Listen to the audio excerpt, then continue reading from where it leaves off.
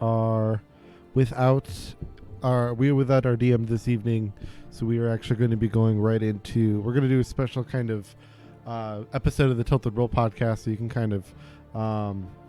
In fact, I'm going to actually remove just from the stream title podcast because I think Twitch might get weird about it. But we are going to talk about. We were going to talk about kind of going into D&D setups and whatnot. I am also potentially expecting Dylan to join us in about a half hour or so. So that will be kind of cool. We can be able to talk about more about kind of what it's like to play online and whatnot, get a player perspective a little bit, and somebody who's maybe trying to design campaigns on their own to likely inevitably be played online. Because one of the things I would like to talk about is kind of the, what is it like to play online? It's also a kind of somewhat be something we will have to experiment with as well, because we're likely going to be doing some Discord-based Tilted Roll episodes. So this will be something that maybe we'll be looking into in the future, and it's something, if anything, I would love to do live more often. But here we are. So we are going to start. We're going to start by kind of going over what we know of, at least as being the, the current available thing, the currently available online resources that I am familiar with more in depthly in one way or another. Although one of them I'm not super familiar with, but I am at least just in terms of what it can offer you, and it's because they do actually a very good job of kind of telling you what it is that you can get from it. So I actually recorded a version of this podcast earlier today, and I kind of just took advantage of the fact that since we have this opportunity, that I would just do that. So that's kind of why. Otherwise, we will get into the first one, which is going to be here. So we'll get into them. The first one here we're going to talk about right now is D&D Beyond. Obviously, I think this is one of the most obvious ones to start with, because of the fact that it just has so much. It obviously D&D themselves, like Wizards of the Coast, has done a great job of promoting this and bringing it forward, and so trying to make it a viable option for plenty of players. I want to make sure also that this music gets pretty low, just because I don't want too much of this to get muted, and so that I can inevitably get this onto YouTube as well. So it's kind of one of the things we're hoping for. But yes, the D&D Beyond is a great resource for that. It does have its drawbacks. I think I just want to go over an overview of each one first, and then we'll go into them for great detail. But obviously, in terms of getting to be able to play online, getting yourself started, right? So I think the mindset that I am going into with this is, the idea that you aren't already using any of these resources. The idea I'm going to have is based on, I'm going to give this on the idea of, you own physical books, or you're essentially looking at the actual books rather than the digital versions that are essentially available through Wizards of the Coast in D&D Beyond. So this is a great option this is a great option to kind of immediately go against that if you already have some of the sources, because the downside is, outside of the basic rules, everything that's here has to essentially be paid for one way or another. Now, something that is good that you can do, if I can need to think of one, you good option here? Nope. Okay, let's just go right to this. Let's just go right to the marketplace here. For example, one thing you can do, which is super useful. So you'll notice if I go up into here, you'll see, there's this, now it only costs me 1002. Why is that? And that's actually because if you want, you can actually buy specific components. So I actually, for example, I purchased from pretty much all the books, all of their subclasses and all of their magical items, including most of the races that do exist out there. I don't believe I have I don't believe I actually have as many of the Volos stuff. I'd have to look. Yeah, I think I'm missing most of these. I might have gotten them recently. But yeah, no, it looks like I own a few of these for some reason, but not all of them. And obviously that's a lot. And then I do have the races here. So there's obviously, but you can buy a la carte, which is kind of nice, to make it a little more affordable. But the unfortunate part about D&D Beyond is that there is a kind of barrier to entry that is an economic barrier to entry. So getting started is a little bit harder, and something that does make it a little bit harder to holistically recommend because of just the fact that it requires, kind of a pay-in. However, as a resource, very useful. We'll get back to it later. Actually, that'll be sooner than later. Now let's start with, now let's go just a little bit into Roll20 here. So I'm just going to hit home up. I guess this is my home page. So you're looking at my account, which is based on the one that I run the games on. There's a very nice aspect about everything. We'll click right into the Embers by Daybreak one that I'm able to see. It'll give you a good player view on what you can see here. So, you can go right into the game. You can post topics. You can see who's ever around. That's very useful. Otherwise, if we go right into the mine for the Evercrescent Moon here, if you want, you can utilize a different number of game settings, because the nice part about Roll20 is that it does allow you to utilize more than just D&D. I think something that we here kind of would like to purport is that there is we kind of would love to experiment playing other games than Dungeons and Dragons. We love the game, but it doesn't mean that it doesn't mean that we don't find interest in any of these RPGs. In fact, there will likely be one on the show very soon, for even just a period of time. So it's something that it's something that we would love to look at, and having these things available is really cool, especially not even just between, these are just like access compendiums for character sheets, or these are just like the access for the compendium that they have. And you can obviously similarly, if you can buy content on Roll20 similar to D&D Beyond, but it doesn't require the buy-in like D&D Beyond does. And similarly, you can have a character sheet template based on the game that you are playing, and if there's a specific character sheet you like. So there's the one that Roll20 makes, but there are obviously plenty of ones that are also made by other players and people in the community. They've done a lot. The community has done a lot of good in Roll20. There is definitely things that obviously it's not like perfect in many ways, and it does have like the subscription levels. The D&D Beyond also does have a subscription system, which does add a little bit of that issue. So like, for example, if you are a free tier, you can only make up to 6 characters, which is a little, which for the most part, if you're just getting started, probably isn't going to be too big of a deal. Otherwise, you can create homebrew for your own use, but you can. Oh, it looks like you can share content publicly now, which is nice, but you can't import any from other people. But you can create your own, share it with other people that can take it in, that have this subscription, but otherwise you can always create homebrew for your own use, which is useful. Otherwise, you can create and join campaigns, so you can get started, but you cannot share content with your other players unless you pay this top tier subscription, which is a little disappointing, because that only is up to 3 campaigns even for 12 players each, and which is 12 players is a lot of people though, to be fair. But this is this is kind of the thing that can make something like Roll20, which does allow you to share your compendium no matter what. For example, now you do have to. Oh, it looks like you do need the subscription. Never mind. I am immediately wrong. It gave me the option. I would have presumed by giving me the option that it would have done it, but I guess not. But we can look quickly. We'll pull one up in a bit. But anyway, these do have a subscription model. I would say Roll20 is the one, like, we've been free on Roll20 for most of the time.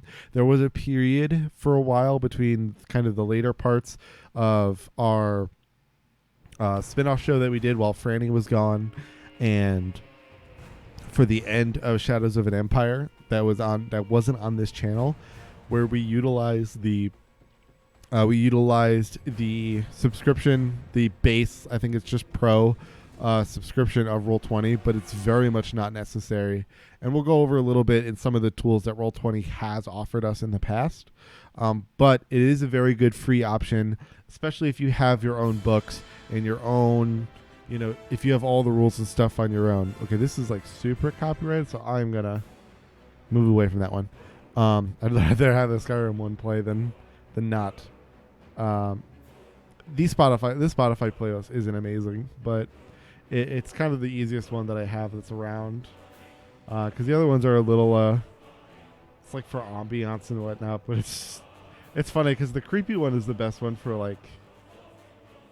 Let's try this one. I think these are better. These ones might be better. Maybe I have less copyrighted content. We'll see.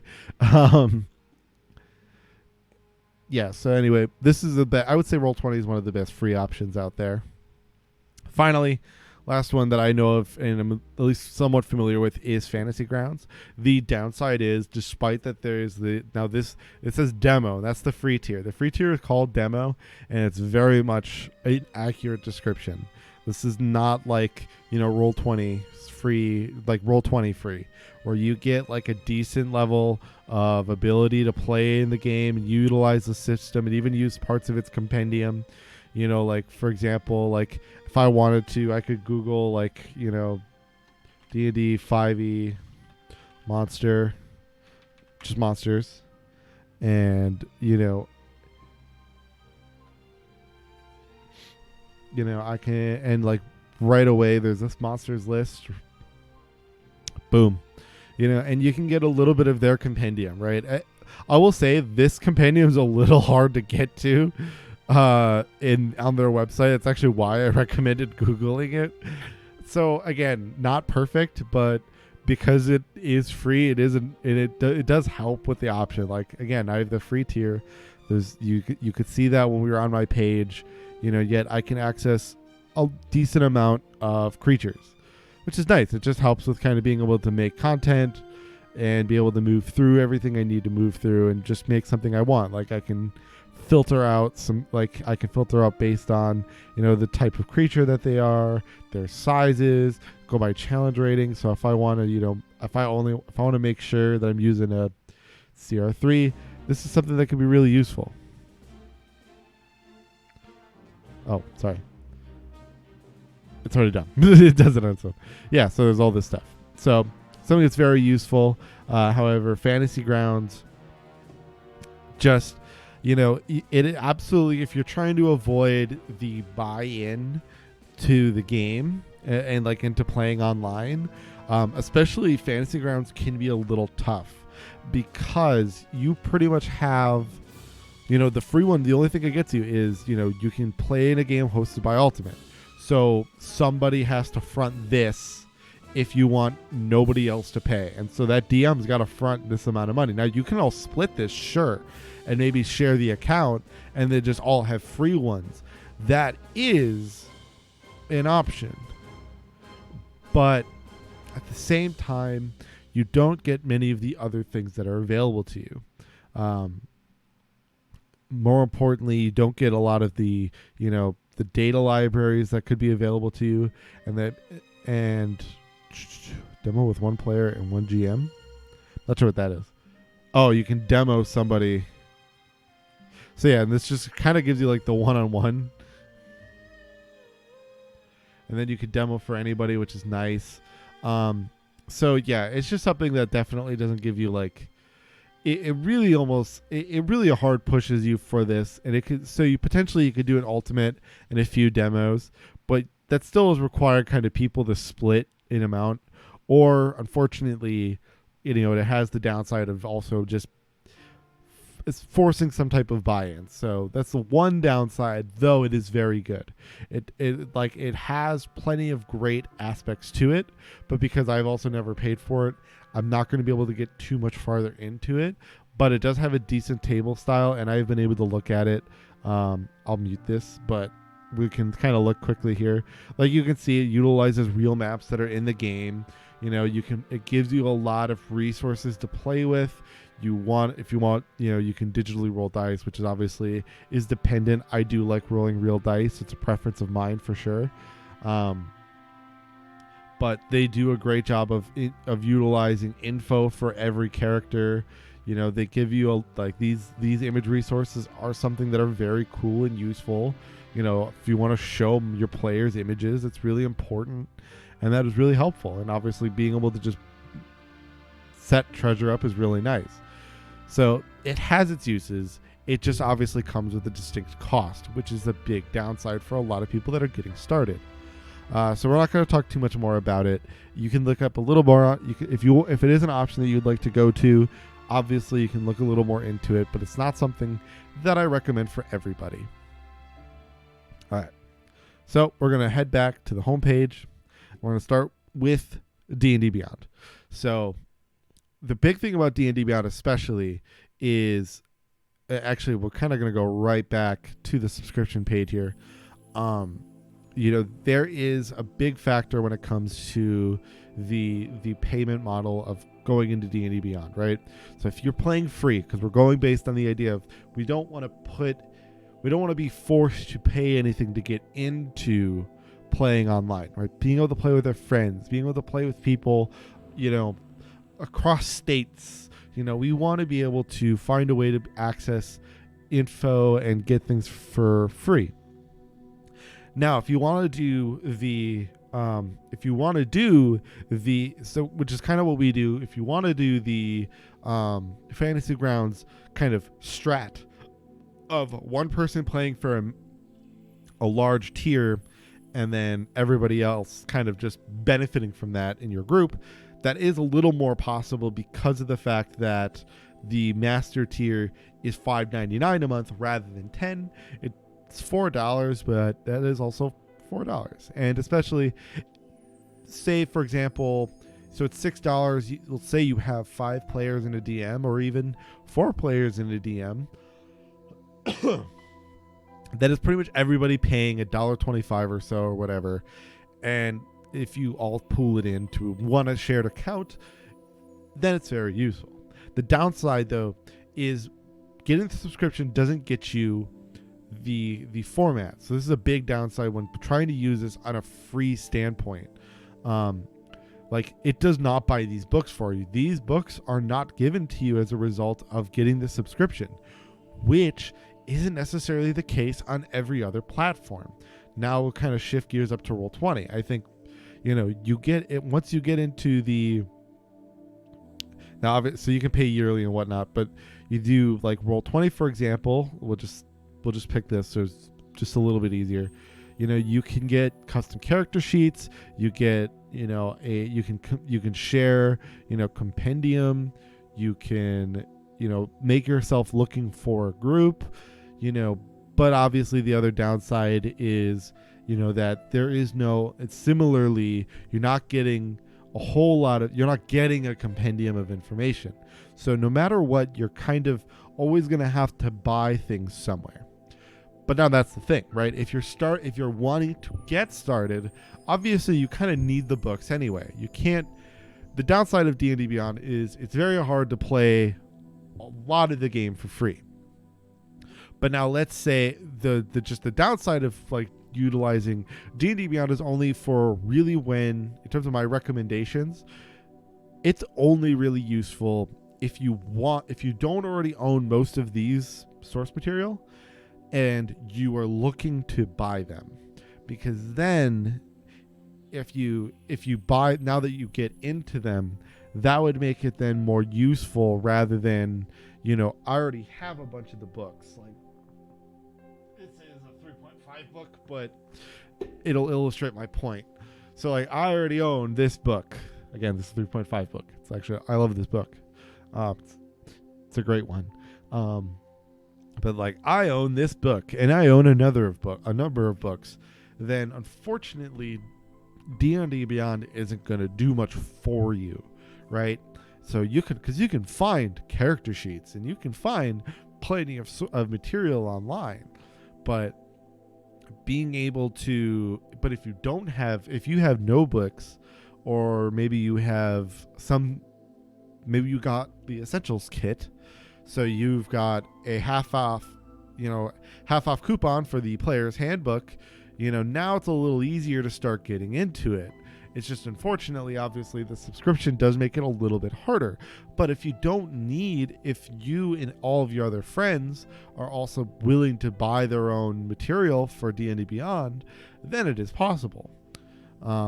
Otherwise, it does look like, at least in terms of just trying to now that we've kind of, otherwise, if you do have all the books, this isn't something I would necessarily holistically recommend outside of just kind of being helpful for players. Now, for your own personal use, obviously, if you're not the DM and you're a player, and you just are doing a whole theater of mind thing, so it doesn't matter if all of your friends need access to the content, well, then by all means, I would holistically even recommend this. And honestly, what I would do, because if you really need to, you can just, like I mentioned, you can go to the marketplace and piecemeal your character. So let's go into my characters here. We'll just pick a random one. We'll pick this one. This character's literally is related to nothing. I was utilizing it as a test thing. So let's say for example, we'll change ourselves a little bit.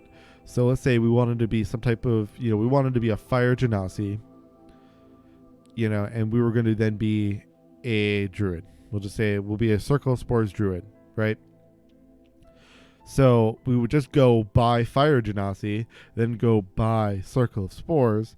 That only costs us now maybe $5 or so. I think they're $2 each, so like $4. And we have essentially what we need for our character, because then everything else that's available in basic rules is pretty much fine. Like most of the backgrounds are fine, or you can just always do a custom background. You don't actually and that just means, and it makes it really easy to create a custom background. So you can kind of just fudge in a player's handbook one if you own like the player's handbook. Again, this isn't it, but I'm just example.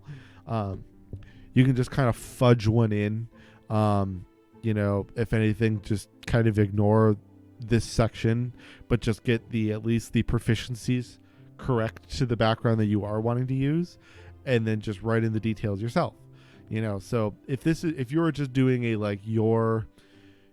as a player, and you just need a character sheet, and you want to start building, and you want to play online,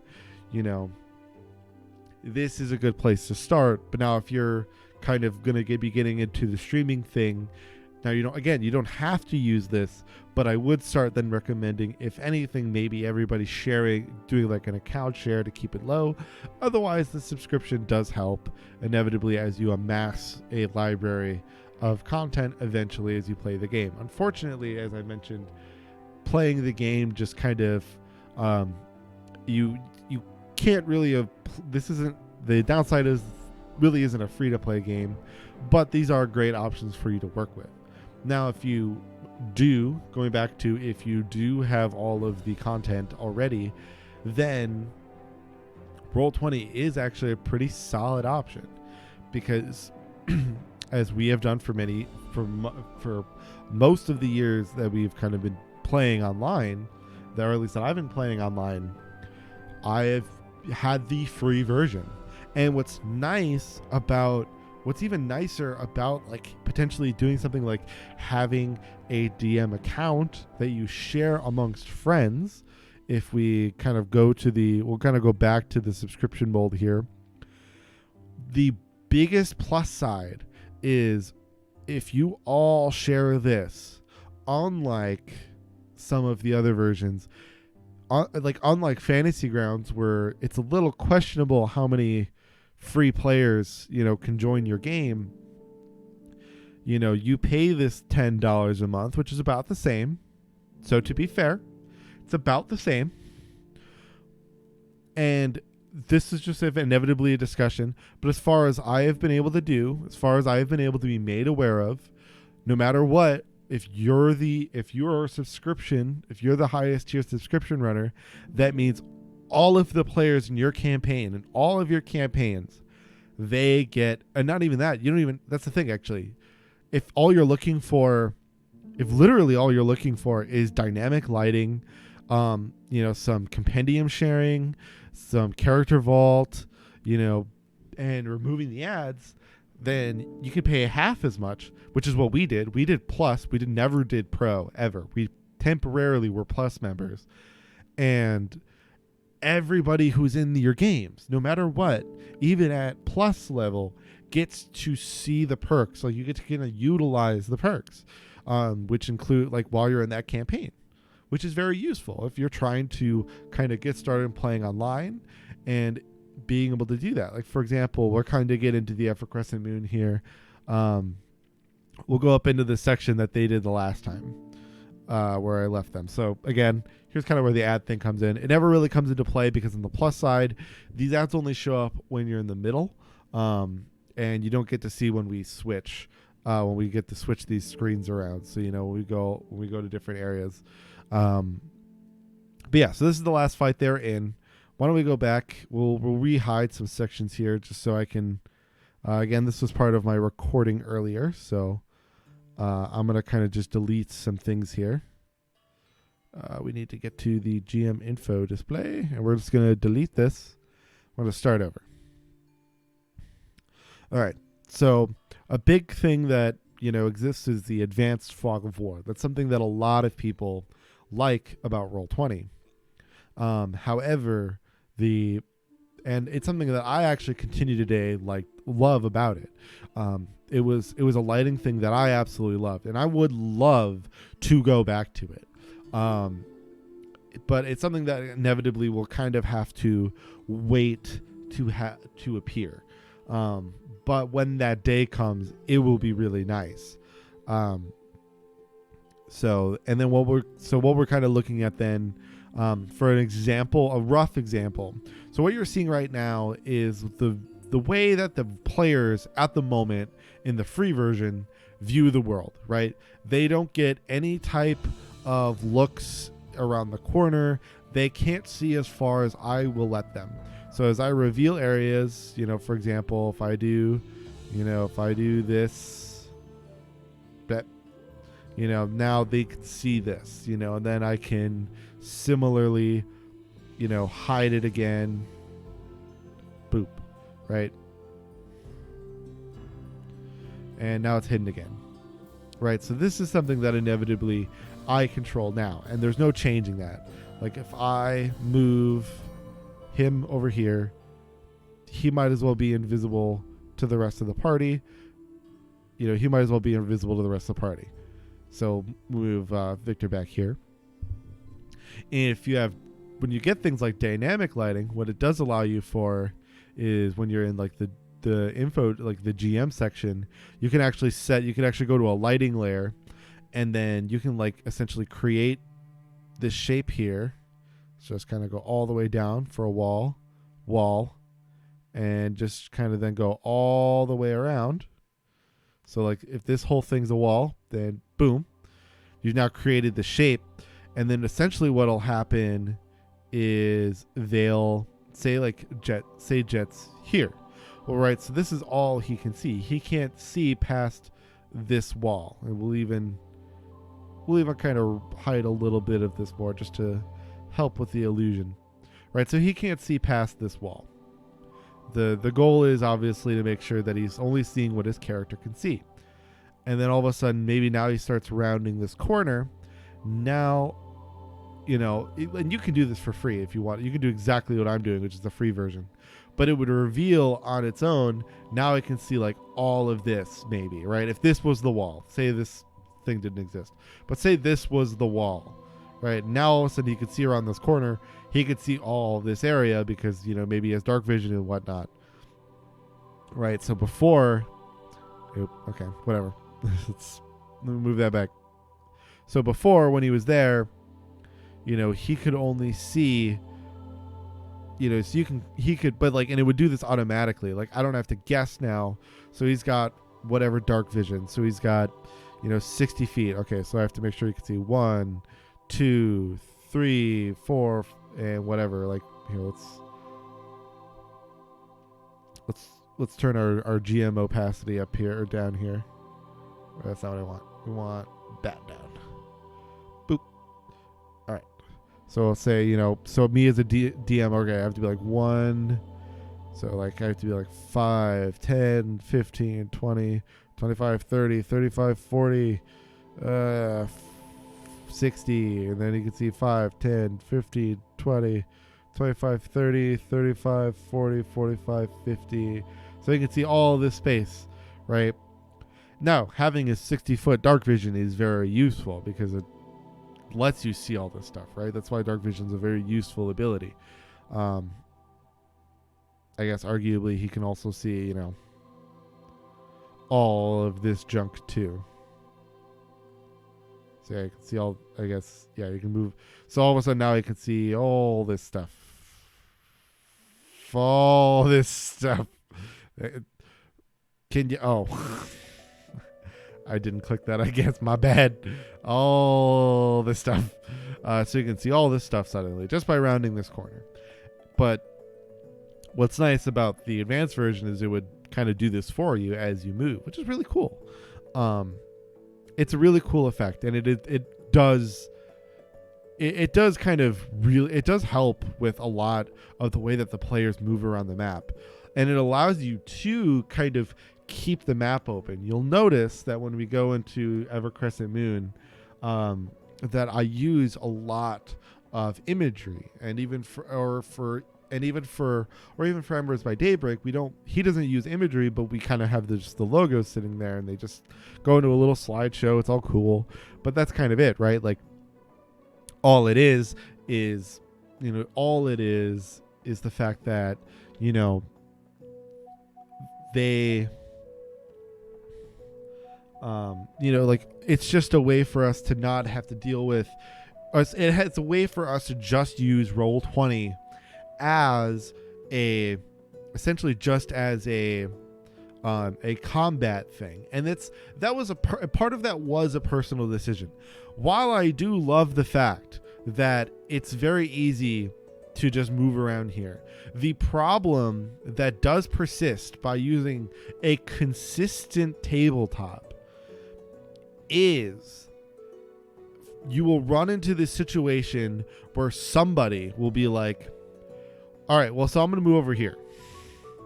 And it's like, like, for example, they come in through this portal, so they end up here. Somebody will even see nothing. And they'll go, like, I want to move over here. It's like, especially if the whole, if the whole area is, like, if there's none of this fog of war, right? Say this is the entire map.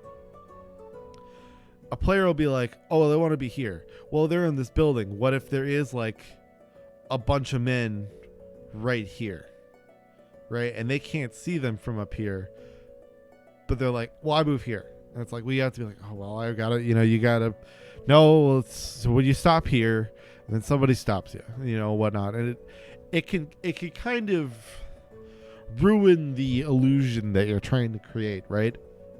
Especially, and the downside is as well, is that'll happen a lot, or say that you have a trapped area.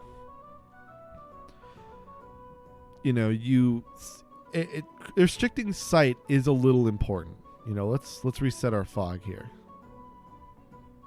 We're just going to continue to use Victor here as kind of our annoyance factor. And we'll look at this a little bit more from a player perspective, but not entirely. All right, so now it's pretty dark for what the players can see, but they can essentially see most of these walls and whatnot, and the room they're in. So this is what they can see.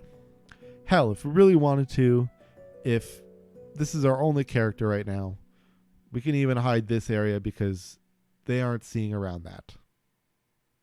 Right? They aren't seeing around that. Okay, I was very confused about the way it looked. It looked these like it doesn't change like at all. So it tricked me. We'll review these 2 boxes again. Or whatever. So now the big thing is, or hell, even like let's It's even revealed like this. So we'll say this is stairs going up. So all you can see is kind of this. This is all the light from outside is giving you. Well, so these guys are out here waiting for an ambush. We're the DM, right? And these guys are waiting outside for that ambush. So they're creeping, right? You'll have a player, no matter what, even though their perspective is literally just everything that's bright, you'll always have players that are going to want to move to everywhere they want to go. So you just have to have a lot more control about what you're showcasing. But this is the reason that, for the most part, I don't like to use a wide map. Because now, let's say we'll go to the last map they were just at. I didn't use all of this. I didn't utilize the entire map because it didn't matter. I wasn't planning on using it, but that is a downside, right? So all of this map, the entire time, this map was viewable.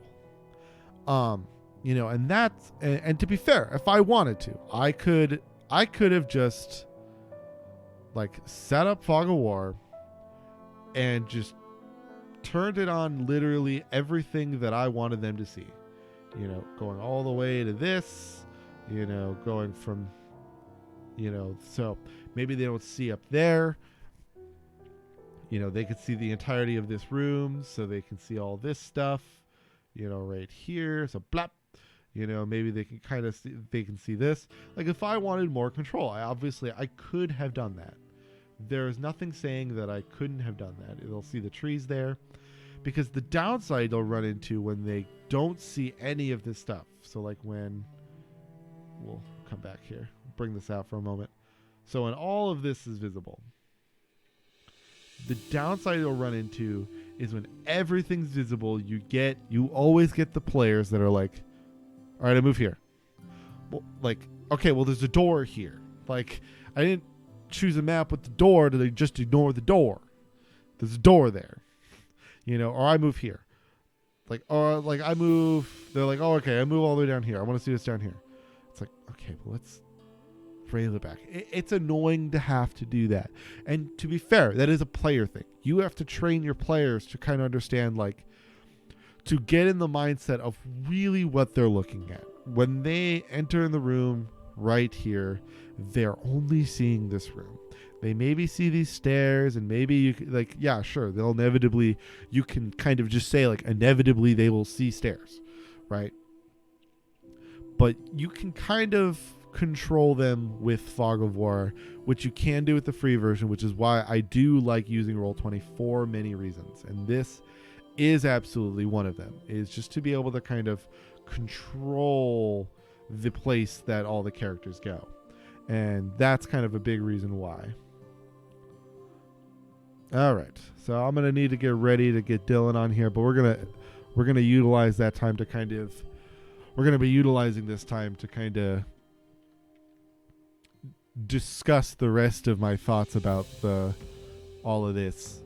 So I'm gonna move this back over here so that inevitably I'll be changing the way this looks. So you.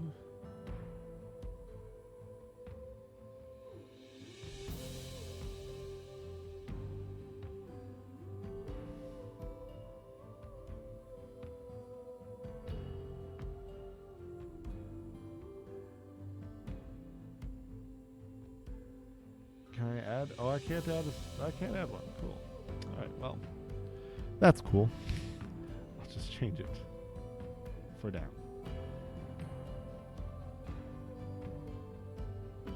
All right. I'm just getting things ready. All right. For some reason, my live one changed, so my bad. Don't know why that happened, but sure. While I get ready for Dylan to show up here, I will. Well, here I can get him I'll get him the video call here. As I've kind of gone over a lot of the basic things that I like. Oh, I'll need to disable my camera here. What? Hello.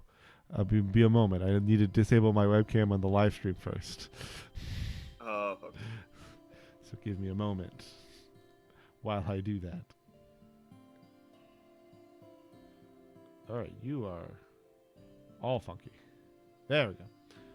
there's that. Let me deactivate the webcam. And that should make me show up here. Where I can then... So it's a little bit of black for now, guys. Just give me a second. I should hopefully be... I may need to deactivate my webcam and reactivate it. We'll find out. There we go. Let me do this. There I am.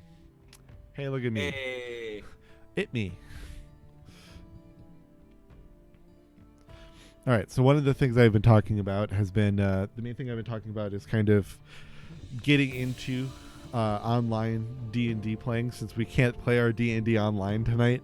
So I was kind of talking about a number of the things. So I went over a lot of my kind of gripes on both. Why we've kind of both used Roll20 and D&D Beyond, the obvious pitfalls if you're trying to get in cheap or free into either systems. Obviously, there's no way to play this game with no money, but no monetary investment. You at least need to get the Essentials kit for the most part, because the SRD the depending on what you can get online, the SRD stuff really only goes so far. Yeah. I was gonna say you can. They do have like the free online version of the basic rules, and you can technically start off with that, especially if it's like your very first time. But yeah, but if you're going with the idea that you have been, scenarios out of it. Yeah, I think it's dependent for the most part, like on like what the individual need is. But if like I imagine if you were trying to get people together, I imagine for the most part, if anything, at least if the idea, the concept is you are the one trying to get people in, then at least you have started. And honestly, my main recommendation was, that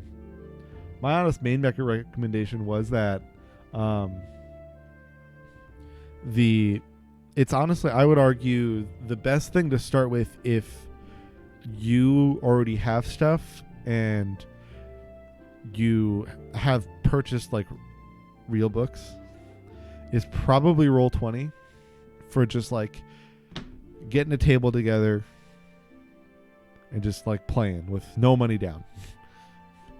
Because inherently, even with the free, like we've been running both of these shows with Roll20 now, and we haven't had the paid version since we ended Shadows of an Empire, which was before this Twitch channel even existed.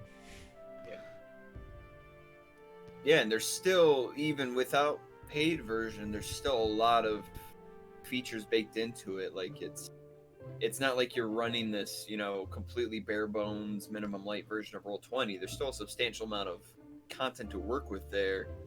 So you don't have to feel, compelled to like purchase the full version. Especially if you're just starting out. There's still a lot of toolkit there for you to work with. Yeah, and they do have like decent free compendium information for a DM. Like a big thing that I love about D&D Beyond is, and I didn't go over this yet, was the nope, okay. Oh, I never transitioned.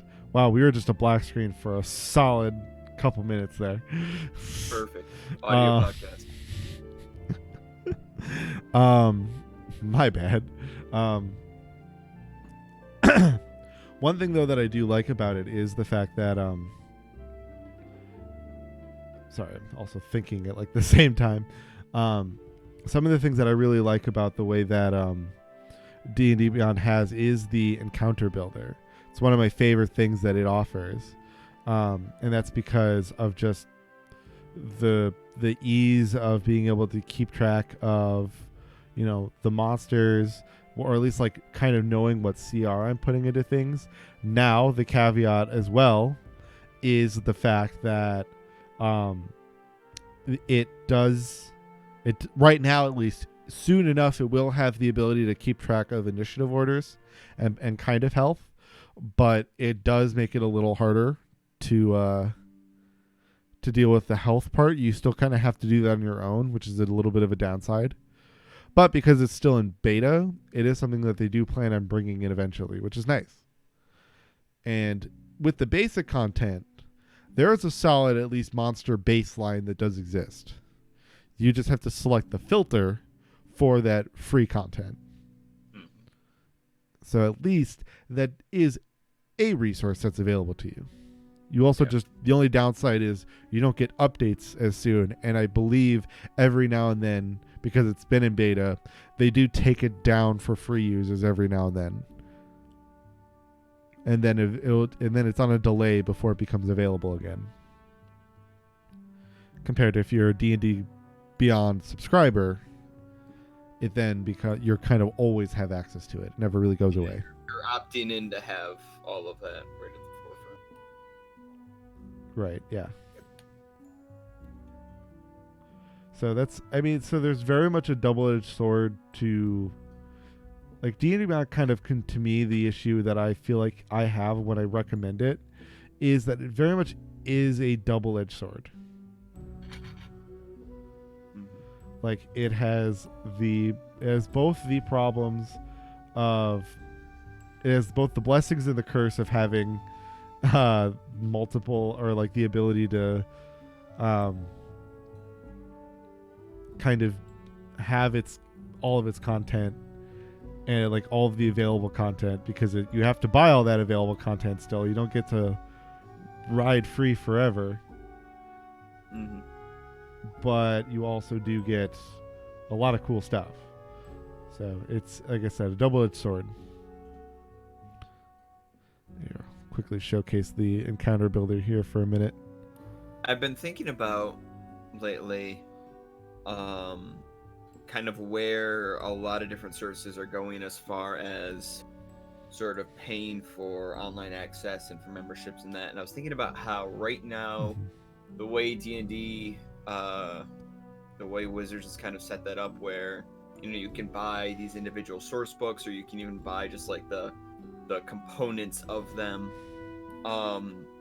and I was wondering if we'll ever see them hit a point where they do a full-on subscription service like you're seeing with a lot of music and video outlets these days, because it's such a huge amount of content comparatively, and it would, I feel like, possibly even more than with those other services, it might eat a big chunk out of their their physical income that they're getting from the physical books, from the physical materials, but I'm wondering if they'll ever reach a point where they go like the full Adobe route or something and just say, okay, $39.99 a month and you get all of it. It's hard to say, because it is funny. It's hard to say because of the fact that they already have a subscription service, for D&D Beyond and whatnot. So, but that obviously that caps out at $5.99 a month. Yeah. And so it's very hard to say whether, and because they clearly are doing well enough by having, the one subscription service, and on top of that, and having the ability to and just having people buy the books. It's hard to say, because I would imagine, to me, it's like I would imagine that having a constant subscription service for all content, all future content, would be more business beneficial, right? But I don't think they would, and it's entirely because I think it's the difference between Spotify does it because it doesn't control, like, it didn't control CD manufacturing. It didn't control buying individual songs on iTunes, right? So Spotify and Pandora did it because of that, whereas Wizards owns the gambit, right? Nobody can sell their content. It's like, well, like in the way that they do in D&D Beyond. Like nobody can piecemeal sell anywhere it. else that anywhere else it's resold, they're doing so with their permission. It's Yeah, like they have like it's, Wizards has control of its like usability, right? yeah, it's the publishing is where they have that full. Yeah, and there's nobody else that you can piecemeal content, outside of D&D Beyond. Yeah. Roll20, you can buy books, but again, you're buying the digital book. You're buying a lot of cool stuff that is involved with it, right? Like you get character sheets for characters that exist in an adventure. You get maps, you get tokens, you get stuff for your purchase that does help you run a better tabletop, or virtual tabletop for that adventure. But you can't just buy like very small parts of it, at least like not to the same extent.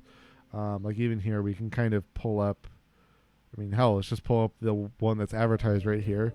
So you pull up Wild Mount, you can see that you get a bundle. You get their bundle, which is $50, so you kind of pay the book price, but you do get like more than obviously what you would get with a book. Yeah. So to be fair, it is somewhat like justified. And to be fair, I think they do go down over time. Yeah, like Xanathar's right now is $30. Yeah. And that has, that comes with a compendium, that comes with, an introductory adventure, and then it comes with a character asset pack, which that asset pack itself. Let's see if you see that's only, and that you can, as it says, you can see here, it's only available in the bundle. Yeah. So, and this thing has things like all the tokens, of different characters. It will also have maps if they are available, because obviously this isn't 106 items here. Like, so that's something that's kind of really important to make that distinction on. So I really don't know if they would, because like Fantasy Grounds kind of has that. Like Fantasy Grounds kind of is, you don't get everything, but you kind of do get a lot. You kind of get a compendium for buying into its service. Granted, $149 for the one-time fee or $10 a month is still those two prices. Mm-hmm. It's by far the most expensive one to get into. Because there's really no free way in, right? Like if you wanted to do that, you would have to be like, all right, everybody chip in. We're going to all share this account. Yeah. Like everybody chip in. We'll just pay for the one time. You get into the Netflix. Yeah. Like a lot of the video streaming ideas where because you can host demo characters. They give you a certain amount of devices that you can have one account be attached to. The downside is I don't know though how extensive you can play with your free players, right? That's the big downside. So, and because the way it makes it seem, it kind of makes it seem that when you play with your demo players, they still are having a limited experience compared to hosting a number of standard players. So that's the big downside that I kind of look at in terms of getting into online, being able to play online. If you have a limited or no kind of personal experience or group. A big thing that Xanathars does offer, which is a nice feature, is they're looking for group. Is their kind of ability to look for groups. Like you can go through a player directly, obviously, as we are clearly seeing here. They have a player conduct rule. But like you can start looking, like for example, anime campaign. Okay, that's apparently something you can look for. But like if you're looking for D&D 5e, here we go. Let's find players, and boom, there's just people you can look for, right? Like you can find. They'll have their own bios. They'll see what games they're looking to play.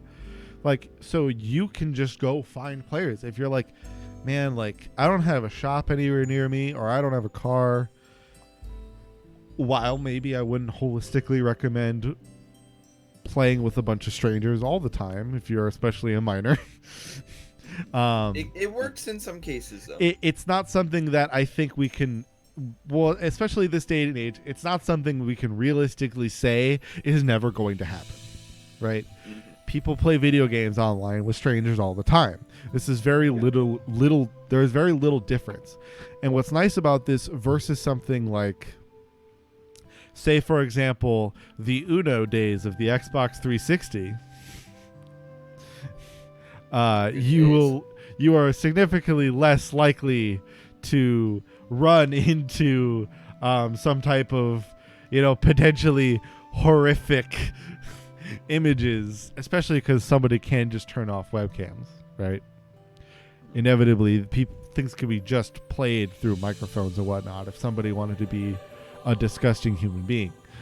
I have to remind myself that, like, I am an old man, and there's probably people potentially listening to this podcast who didn't live through the chat roulette days of the early 2010s, and like they didn't get to experience that for the or Omegle that it offered. Yeah, Or Omegle. That's Yep. similar thing. Oh, yeah, no, I mean, and people who didn't experience the Xbox Live Cam atrocity that was the Uno video game for Xbox 360. Yeah. Even there are just even people out there now who are going to be getting into gaming and getting into tabletop gaming that have never experienced that before. Yeah. And they're lucky for it, at least for that specific instance. They weren't on stick cam when the troubles happened, Yeah. The best part is I remember a discussion of when I remember a discussion about like they're talking about like if you try doing it now, even just as like a morbid experiment, because obviously that's still the case. Like the service still exists, and it's very much the case that everybody is just trying to show you disgusting things. But a lot of the times they're also looking, a lot of times, especially guys are looking for waiting for a woman to show up, and sometimes they love the idea of the bait. So you'll just be like, it's fun. I've heard it's like the thing you can do is just kind of do like get there and just be like, and they'll like see you're a woman, and then you just immediately start like, all right, well, bye. And they're like, wait. They like have to fudge the camera down.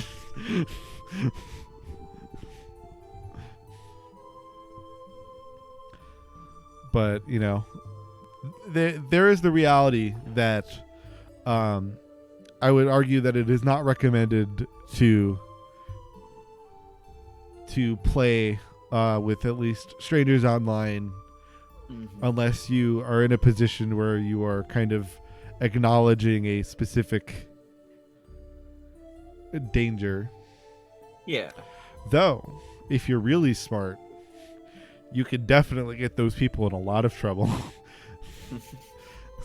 And man, the way that kids are tech savvy nowadays, it wouldn't I think if like something like the Uno of Xbox Live existed now, like if something like that event happened now, like the way that like those people would be instantly found somehow, just because of the way that like how pervasive like everything has gotten. We'd have pedos locked up like that. So that's, to be fair, I don't think that threat exists as much anymore.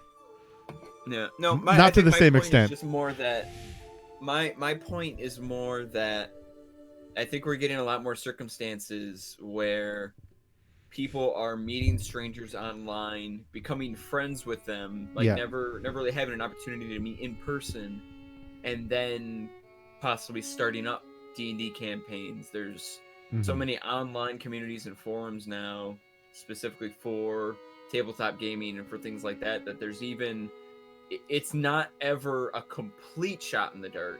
There's always some level of relation or compatibility that's happening there, where it's like, you and I are on a forum for tabletop gaming. We have this thing in common. We might have other things in common, and it kind of works from there. Like they're They're not just completely throwing themselves into the wild west of the internet on the off chance that they might score a group of people that they can play with. Like there's so many of these smaller communities and larger sites and gathering places. There's Facebook groups. Like there's just all these ways to sort of, instead of just casting your line out into nothing, like you can pick the lake that you want to cast out into and have a better chance of getting the fish that you want. Yeah, I know, definitely. I mean, the big thing that has really contributed that has been the onset of all of the, live streaming shows and stuff that are out there. For sure. That's a big thing, right? Is like I go on to, like, if I go to look and see like everything that is around there for D&D, like on Twitch, there are plenty of things that exist, and those things can obviously, any of those can begin to foster like community, and obviously go into like, and then obviously like Critical Role and plenty of other like shows have brought about their own communities. Wizards themselves produces a number of live stream shows, and those are very important for that type of thing. Like they really put forth a lot of that kind of, I guess, benefit when it comes to what they kind of can offer people to start to kind of get to know each other and start to connect. And then something like that, what Roll20 offers, obviously does help with that a lot. Mm-hmm.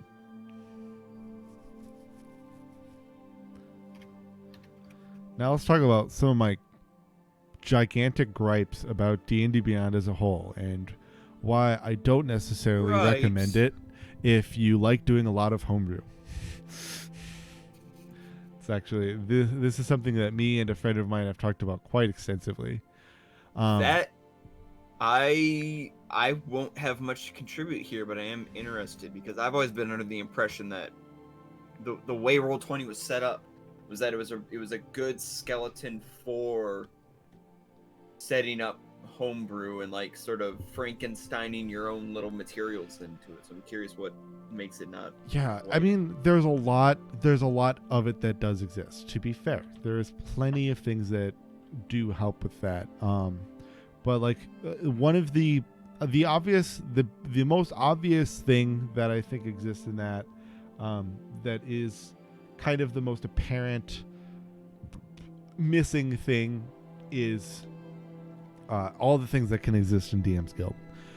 So DM's Guild is a great source for a bunch of homebrew content that's made by wizards, by registered people from wizards. So like inevitably, if you make enough good homebrew, wizards can kind of just like look at you and be like, all right, this person makes some good, unique stuff. Like we'll kind of slap they're part of this, like the great guilds and whatnot or whatever, like guild adepts. We'll put the guild adept tag on them. Boom. And obviously there are plenty of other things that you can put in, like, plenty of things that exist in their own. But obviously one of the things that are the most prominent are classes. If we go to creations, and we can see here, you can create a number of things. You can create spells. You can create a monster. You can create a magic item. Yeah. Magic items get weird, especially when you're going into weapons. And that's actually going to be one of my first gripes. But creating a background, you can kind of do that in your own, like we talked about before you got here. You can kind of just do a very quick and dirty, like, custom background in the character creator. But otherwise, you can create one yourself. You can create your own feat. And this is something that I have had struggles with when specifically trying to make your Dragon Mark race a feat.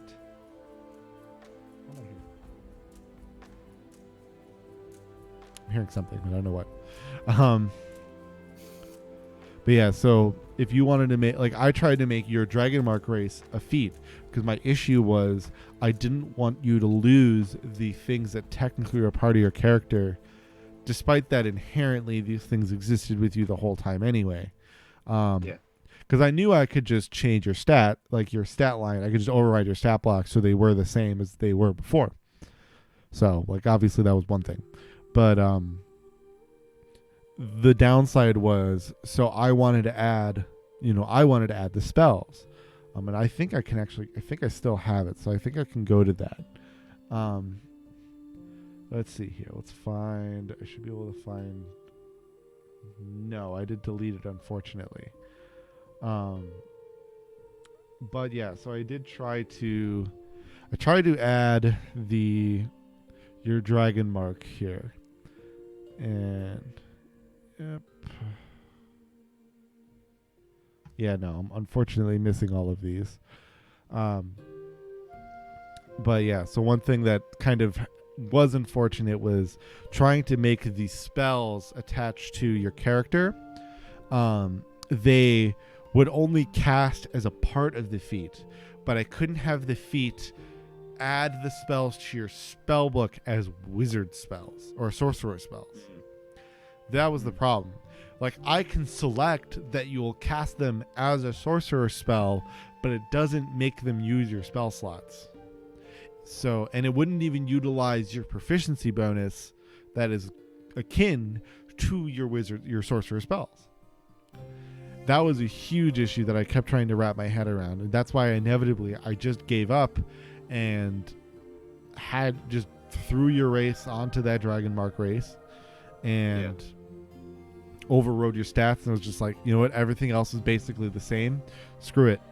I tried to make sure I think that your skills were the same by just like forcing proficiency. But otherwise, like, there was nothing else I could really do. And that's something that obviously has kind of bugged me. Now, another thing that has annoyed me significantly, let me find a good, let me pull up not on that. Let me find a good PDF here, because items are a big thing that I've struggled with for quite some time. I love using homebrew items. It's one of my favorite homebrews to add because they're the easiest to add. They're the easiest to figure out if they're OP, because literally all you have to do is read it. If it does anything above its level of rarity, like, because there are so many other magical items that do exist, you can just compare it. But some items are unique and are something that I would like, that I like to put in. But let's say, for example, let me find a PDF I've been using very frequently recently, due to us using it as a campaign setting on our Thursday campaign. Oops, I saw a little bit on the wrong side, but okay, thanks, Windows. There we go. Can you come back? Thank you. So let's go all the way down. So let's even just look at any of these items that are going to be in what's called the Heroes of the Orient PDF. It's on D&D Guild or DM's Guild. It's a great PDF. It's got awesome ways to introduce, like, essentially Asian fantasy. It kind of utilizes a number of the more eastern side Asian countries. Obviously it has the most influence from Japan, but it does include some, according to a friend of mine who's a little more versed in that side in history, it's a history major and whatnot. It has some influence from Chinese and Korean folklore, but much less Korean, and only a smidgen of Chinese, but so mostly Japanese. But still, so let me find items here in this. And this here PDF, where are they? Let's see, we've got clans, magic items, or weapons actually. Let's move back up. So let's say within this. So this kind of creates a conversion for regular items if you're doing this in a full-on ancient Japanese setting. So for example, let's go to so if you're going for the glaive, now the glaive itself, I believe, is the same. So let me open. I'm just going to search for a glaive here, just so we can get a good thing here. So the glaive is also 1d10 slashing, right? So that's the same. But now what they do have is they have some special weapons that do exist. For example, they do have a weapon. They have a weapon called the Dual Naginata, which is a 1d12 slashing weapon. It might as well be a different type of great axe, right? But it utilizes most of the same features outside of the let's see, let's find. Oh, I think that's because that's related to kind of what? Oops, I put a bunch of slashes through stuff. Like that's 1d12. So what if I, for example, was adding, say this is an expensive weapon. Say like this, for example, it costs 75 gold pieces for a normal one. So what if I wanted to create a magical one that had the the essential offside ability of the double bladed scimitar, right? Because that thing has a 2d4 regular attack, but then you can use your bonus action to hit with the other blade, and that does an extra d4. If I wanted to add that to D&D Beyond, I have to pick an item as my baseline. So obviously I would pick a great axe. Now this is somewhat of a poor example because I technically can just add a bonus action that has an attack of a d4. However, sometimes you will find, now for example, if you want to add firearms, that's a huge thing. Adding firearms into this game for homebrew is a big deal because like people have many different interpretations. Sure. And so if you find something that's like a revolver, or like in a rifle, and you need something that's a 2d6, then you have to pick a weapon that has a 2d6 range.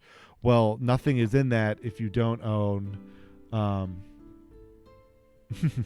Yes, I'm somewhat discussing some of the limitations of D&D Beyond Homebrew right now.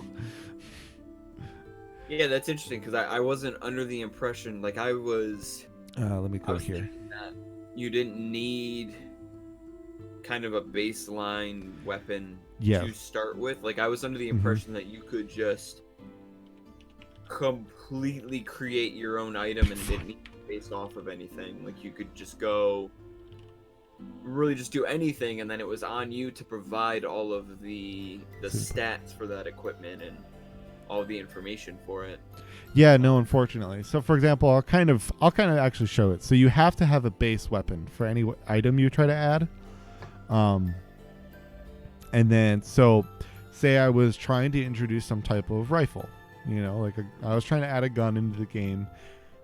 Maybe I'm running a slightly more advanced like Eberron like setting.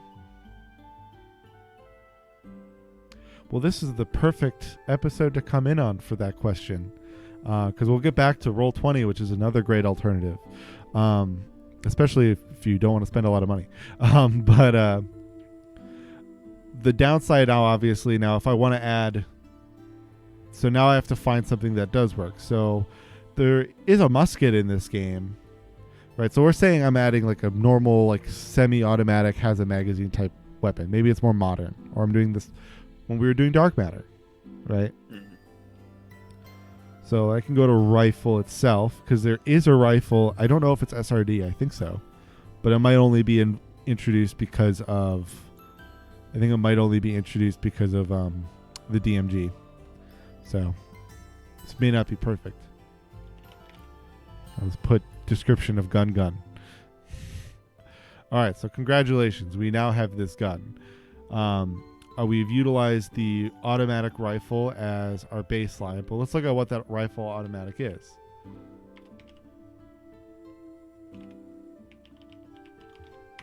Let me just search it up here.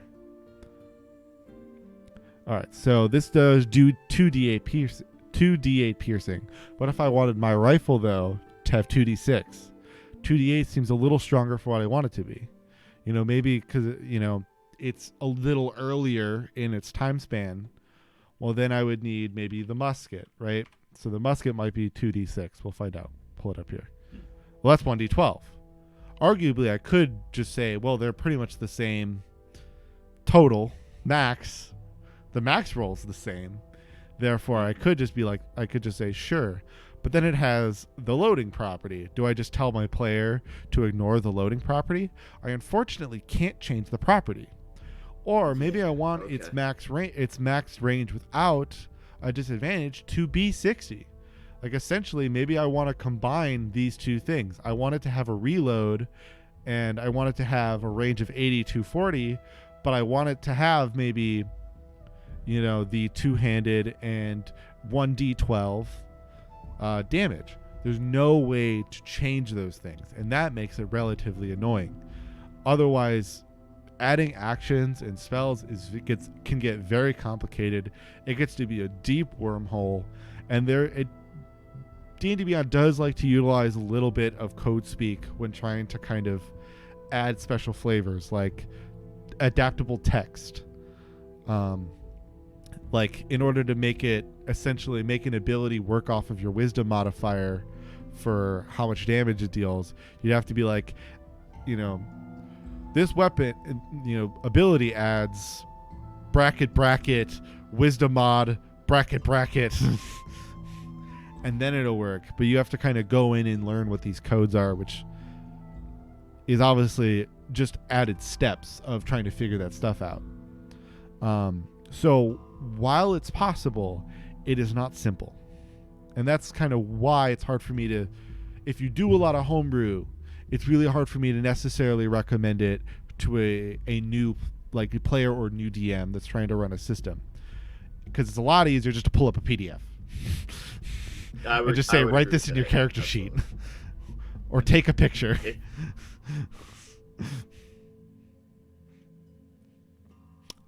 Yeah, if you're just starting out, I would totally agree. It's a lot better to get more familiarized with the system, because I guess in doing so you're going to be able to better understand the limitations of it and kind of what you do need to work around. So if you are kind of starting, like if you want to start playing D&D, it's kind of like what I said earlier.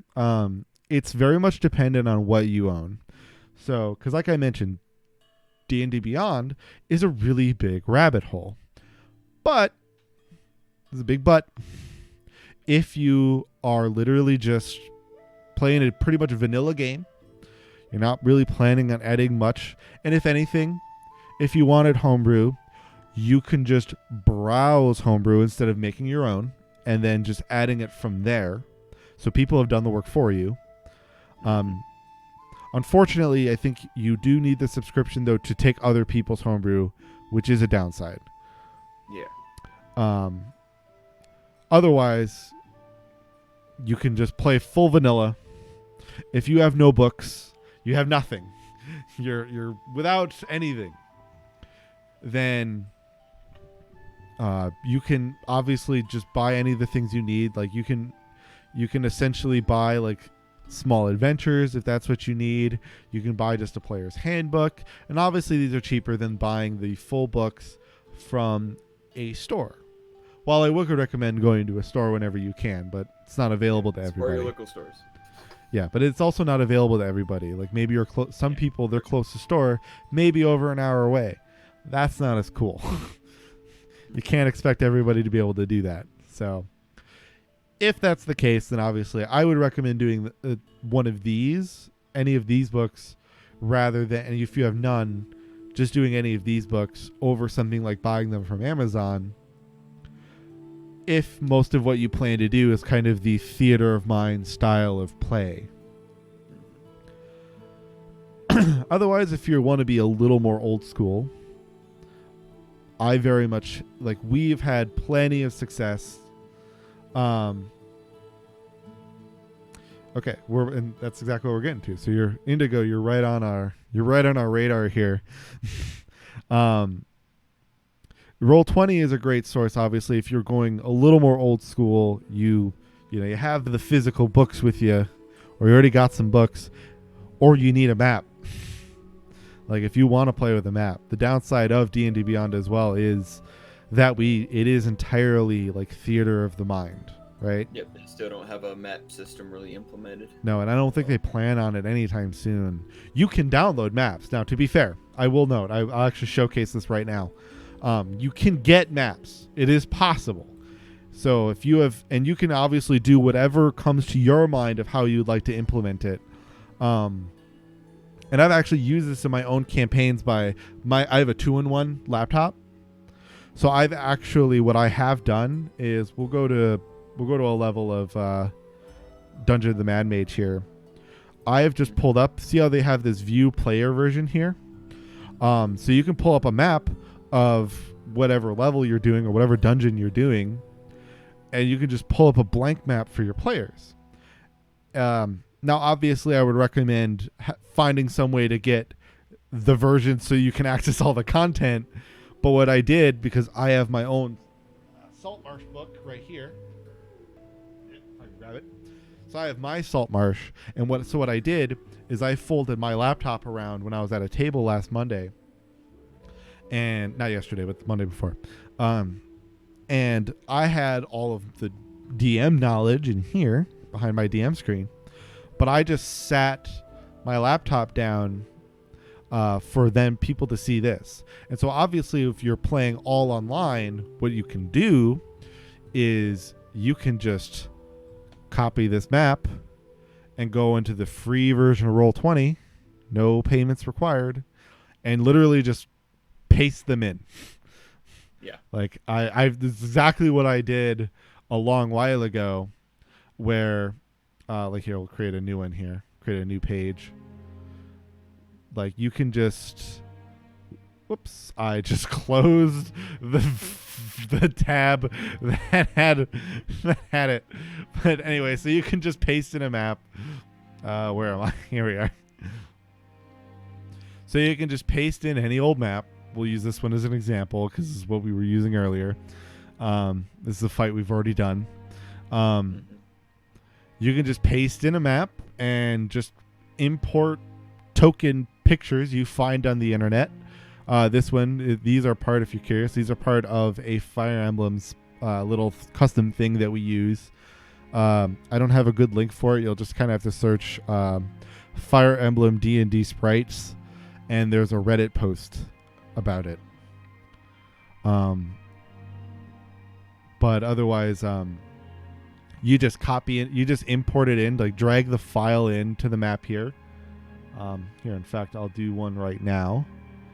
So let me get to my Fire Emblem maps. I'll just grab a random one. So you can just drag the image in, and boom. You can then right-click it, send it to a map layer. Just go to your map layer on Roll20, and boom. You have a little map and you can just expand the image, make it bigger and smaller, depending on how much you want to do with it, which is what's really nice. So it's a really quick way to kind of just throw a map in there, especially if you then buy a bunch of content on D&D Beyond. You can kind of merge the two experiences together.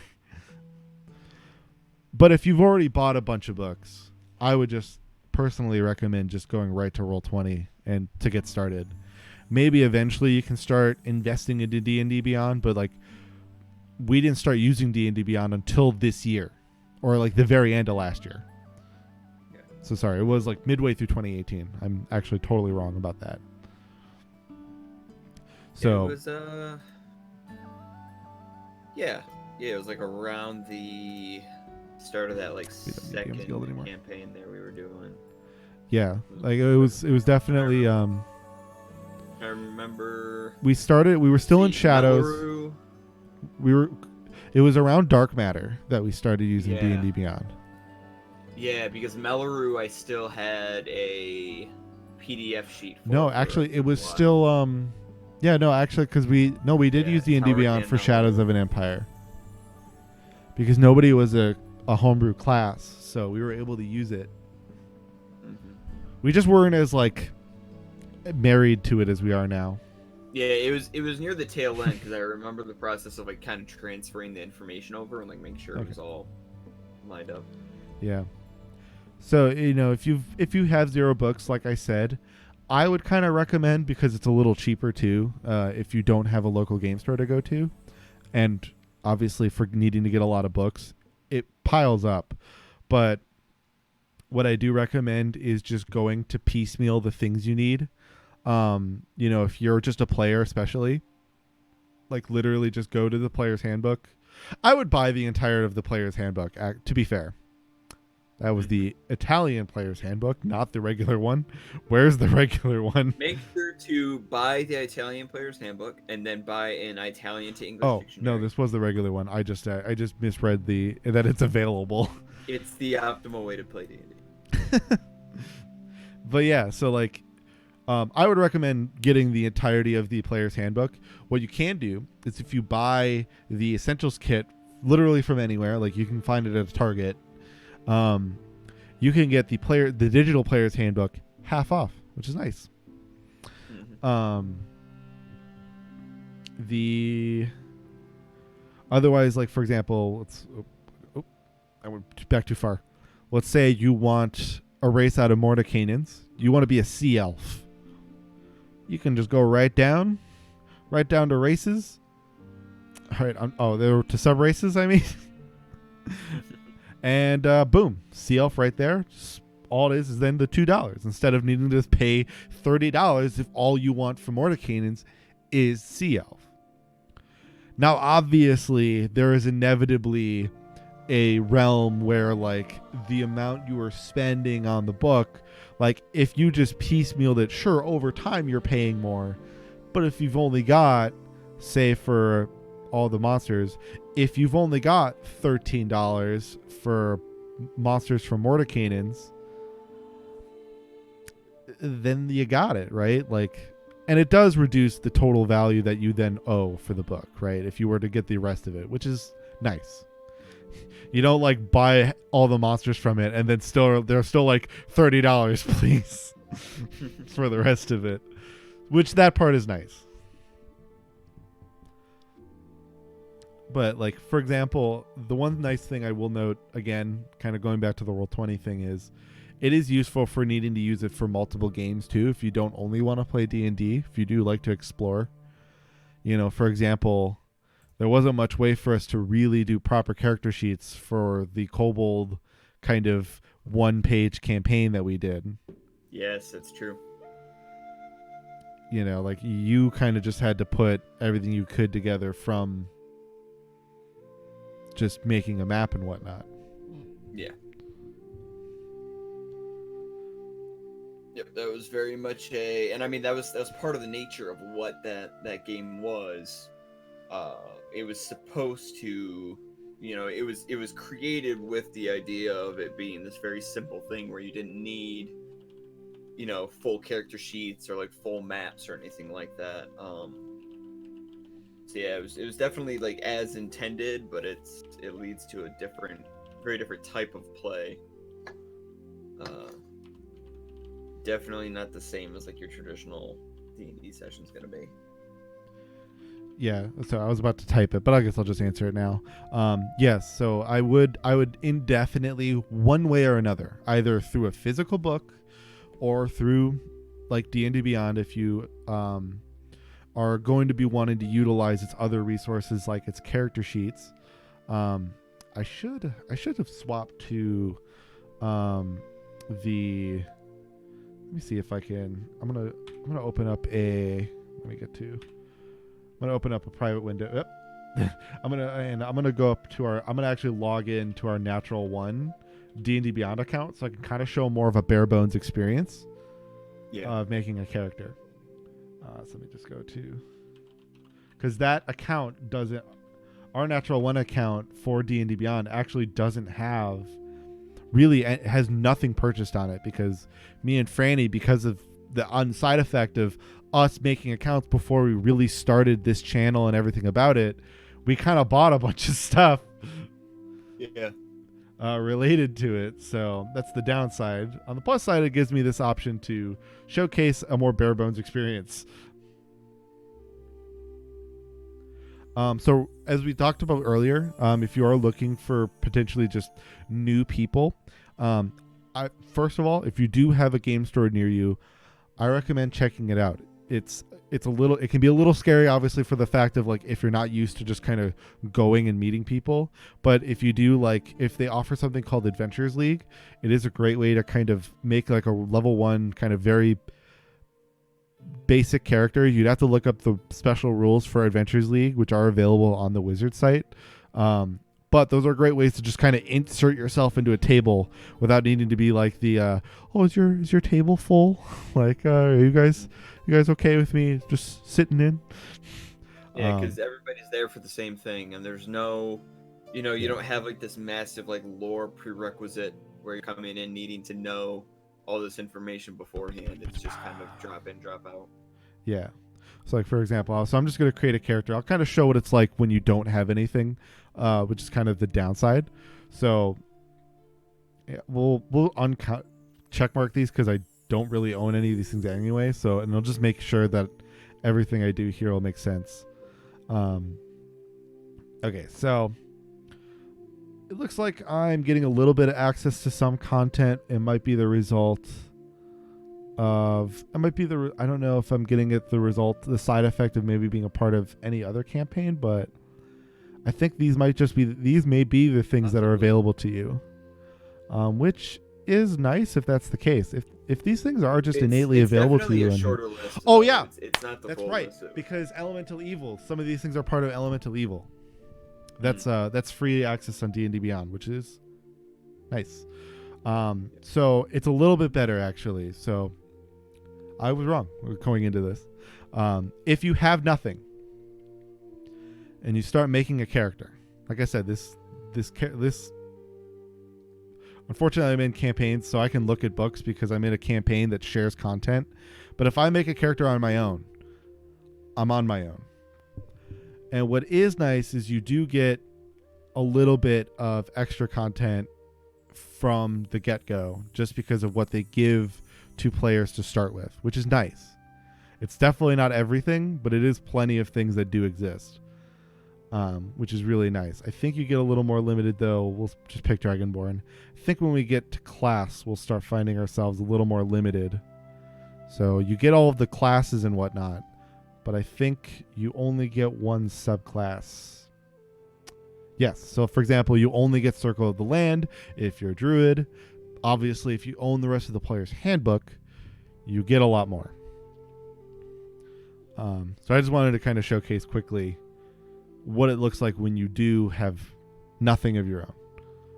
So there is stuff. It's just limited. But it's stuff. And it's better than nothing.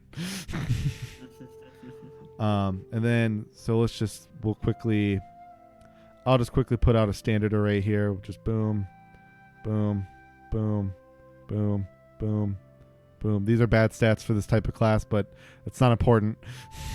I just want you to see, bam, character sheet. In minutes, you can make a character. So that is the very nice part about this. Just doesn't have all the features, and you do have to buy them. But you can piecemeal them. Literally hit a random button. You can. There's an option to just we can go back. We can literally go back. If you're somebody who's diving into this and like, you also get, even with that limited amount, you're facing like a paralysis of choice. You could just hit that random button. Yep. So let's say I found in most cases it does give you a pretty decent character. Like it doesn't give you something that's like horribly underpowered or overpowered or anything like that. Like the results tend to be pretty good. And then if you need to make adjustments, you certainly can. But like, so we just, for example, we just did a randomize right now. Literally everything let it go. Our deep gnome fighter, haha. He is made. He has stats allocated. Again, not stats I would recommend for a fighter, but they're there. But it's something, and that's something you can work with your DM to adjust on. For real, what is the stat line? 10 strength, 9 dex, 9 con, 16 intelligence, 11 wisdom, and 16 charisma. And he's a fighter. Yeah. That's a fighter right there. What? Gotta have that charisma stat up. It does. What is nice as well is D&D Beyond does kind of help you fight fight brain farts in terms of when you build a character, man, that is a terrible character. In terms of like pure numbers, it's a terrible character. What are you talking about? But it could be a great character if you play it right. But it does, like, there are plenty of things that I would do super wrong when I was getting started. Like I mean, to be fair, I started in 3.5, so remembering like how, like, what amount of rank, because like you got new skill points every level as ranks, so like it wasn't just based on, you know, for example, now, you know, all the only things that change your skill like bonus for a role is your ability score for that ability, so dex +1 and if you're proficient. So right now we're not, but we'll say we're, you know, if we were proficient in nature, you know, now all of a sudden it's a 4 instead of a 2. You know, like, it does that math for you. Back then you got this like bonus from your ability, but then you had to add points, traditional old RPG style, into every one, and you got ranks based on your, like, you were able to add a certain amount of those points based on your class, because you were just proficient in a large number of skills, so you could add a point into all of your proficient ones. That's a whole other topic, though. Yeah. That's a large digression. So experience is something, so for the definite like beginner talk, experience is something that is very much, experience is a concept. That's a good baseline. Experience is its own podcast episode. Well, not even, because honestly, experience is entirely up to the DM. It might as well not even exist for many types of campaigns. Yeah. For example, both me and Franny's shows do not run off of experience by any means. I tried to do that for Shadows of an Empire, but at the same, it may end up getting, especially if you're like me and you don't divvy out experience correctly, so everybody kept getting more experience than they were supposed to. Then they end up getting more experience than you intended them to, or they get more levels faster than they intended to. So there are two ways to do it, and you can actually see it in the first page of the character builder of D&D Beyond, and that's advancement type here. So you can get it through Milestone or XP. Milestone is probably the most commonly used because it's probably the easiest for a DM just to kind of note. And that's just literally when the DM decides that you've hit a decent enough story point or you have faced enough things to just be like, all right, and you guys are leveled up now. Like, for example, for me, recently in the Ever Crescent Moon, our Friday show, which is not happening this week. I forgot to note that last week. But, for example, I noted at the very end of the episode that because of what they had gone through, they had advanced to level 7. And I kind of denoted in the post part of that when the cameras were off was like, well, they faced a boss character, or a boss enemy. So that boss obviously warned to me, and I put that boss there because that was kind of going to be their barrier. I wanted this to be a story barrier of like, when you get into this kind of zone, I want you to be level 7. So, and kind of my test as a DM for them was this boss. Otherwise, experience, if you just use XP, it is just dependent on the monster. So the monsters will always have stat blocks that grant experience. And then inevitably, all of those... Oh, here, let's go to this one. Let's go to my account and go to the encounter builder. So let's go to... Oh, I have a bunch of old ones. So, well, here, I'll use one from one of my Monday campaign because nobody here is has any type of connection to that whatsoever. So let's say, for example, so right here, so you'll see right now I have this deadly encounter set up for a party of 3 level 2s and a level 1. So, and this includes 3 lizard folk and a pseudo dragon, right? So you'll see that they have these things called challenge ratings, and then underneath them they have an experience gain, which means that the total of experience is 350. And that's how I used to, and for some reason, because clearly I never read that clearly into the player's handbook or the DMG, that you're supposed to divide this amongst the players that exist in your campaign. So, for example, all of these compile up to 350. So you then divide that by the number of players you have. So technically this is actually wrong.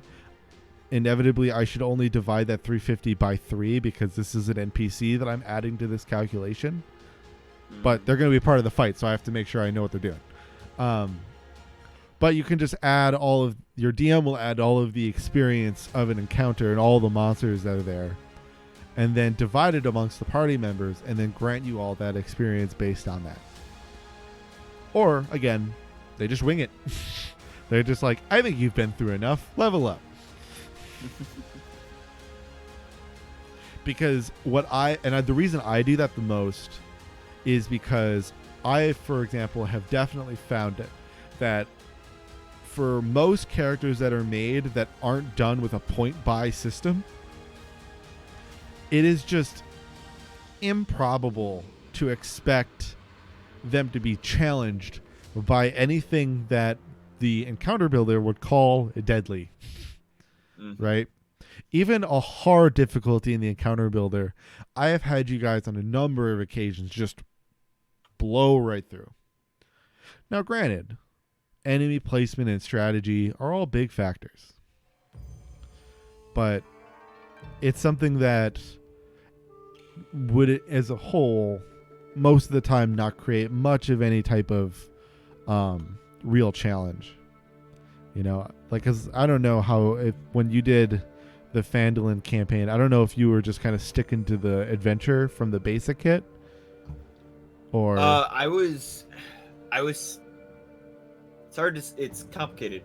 I was sticking to the adventure for a lot of the outline of it, but there were several key aspects that I had changed and was kind of doing my own homebrew version of to tie it into something else. So there was a lot of elements that even just from those few sessions that we played together, where I was changing a lot when it came to like the characters that you guys would meet, the order in which you were going to be doing things, the places that you'd be going to. I was using a lot of Phandalin as like a guideline or as a scenario, and then making a lot of changes within that. Yeah, that's something I've been doing on my Monday campaign too. I've been doing that very similarly with like the stuff that's in the Saltmarsh book. Yeah. I've been using a lot of the encounters from it, but I have modified it slightly. Although, debatably, the encounters that are put into this book at its like level 1 and 2 adventures are pretty harsh. Like, they're pretty dangerous. Like, some of them I was even kind of concerned looking at it like, does that seem right? But they are the things that are available, so you just kind of you just try to work with it as you can. That's also where like being a DM is challenging, because you have to be flexible. You have to learn how to kind of go on the fly. And it's what's also important about kind of being knowledgeable about your world, and we're utilizing these as guidelines, even if you change names around and whatnot. You know, these do help with that. They don't kind of make you all alone and trying to figure out how a world works. You can just kind of put your own twist on it.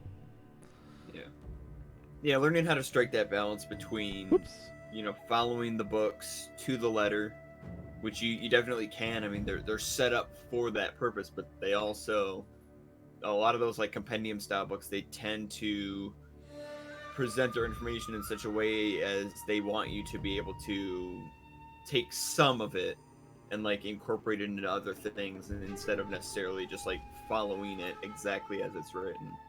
So you kind of got to find that balance, if you want to start kind of incorporating your own stuff, learning how to pick out which pieces of those books to take and which ones to kind of leave as they are, and then kind of incorporate your own things. It takes a while. It takes time to kind of parse all that information and find the stuff that you actually want to make adjustments to. Yeah, and I mean that's where it's so important to, really DM like when you get to know the game just a little bit more. Now, if you're a little more familiar with like RPGs, even video game ones, it can help. But it's kind of why DMing is not something that generally is like recommended immediately to be like, oh, you're all figuring it out at the same time, like it, because that's where things can go wrong in terms of just like when you have to, like when you're trying to follow a book around, or like when all of a sudden, if you're not as familiar with like, if you're trying to follow rules and you're not as familiar with them, all of a sudden you're spending half the time trying to figure it out. Now granted, at least you're figuring it out together most of the time, but yeah, I feel in those situations like that where it's everybody's first time, including the DM. The thing that you kind of got to watch out for is, especially if your prior experiences with kind of like RPGs and role playing is through playing them in like video game form and things like that, is that you as a person are used to being the player. So when you're starting out as a DM, and I was kind of experiencing this as well, where I kept going into a player's mentality with a lot of the things that I was setting up, and I had to remember that I'm approaching it from a DM's point of view, and that I still have to be mindful of like how my players are going to interact with it, but I have to remember that I myself I don't have a physical place in this scenario or in this campaign, that I am sort of overseeing everything, and that there's a different tool set that I'm working with here, and I'm acting much more as a storyteller and as sort of an assisting position than I am like a dynamic position that the players are in, where they're the ones that are directly moving the story forward and whose actions are what create the consequences of the world and things like that. Yeah, so up until the point when that you're just starting out, it's something you really gotta like. It's easy to slip into player mode, but you got to remember that if you're taking on the role of the DM, then you are more of this overseer and this guide. You're not always going to have dynamic influence, because you don't want to accidentally get into kind of like a railroading mentality, or you find yourself directing them a little too much. You want to give them room to breathe. It's pretty much, well, it was nice having you here. I hope you enjoyed the show. You can check us out when we have our other live streams on Tuesdays and Fridays. Yeah. But otherwise, that's kind of a big thing that to me, I think that I sometimes struggle with when you guys very much get paralyzed by choice. Oh yeah, on Fridays. It's a struggle, because I'm like, I don't want to tell you what to do, but because it's like, I know that I have told you all many things that you have available to you, but either sometimes these things get forgotten, or I can always feel the moments where you, as a DM, you're trying your best to not force us down any particular path. You've provided us with the information, and it's like, whether we're sort of still trying to decide where we want to go, or maybe something hasn't quite clicked in our heads, or we're like goofing off or whatever. And I mean, to be fair, sometimes I'm fine with goofing off, but sometimes most of the time in those scenarios when the goofing off happens, it's an off table type of goofing off. Yeah, because you're what I sort of always pick up on is that you're showing an incredible amount of patience. And that's something as a DM that you have to have, even if you are like you have like the best group, or the most optimized group, or whatever you want to call it, where they're like They're 100% focused on the game. They have all the information. They note everything down. They play optimally.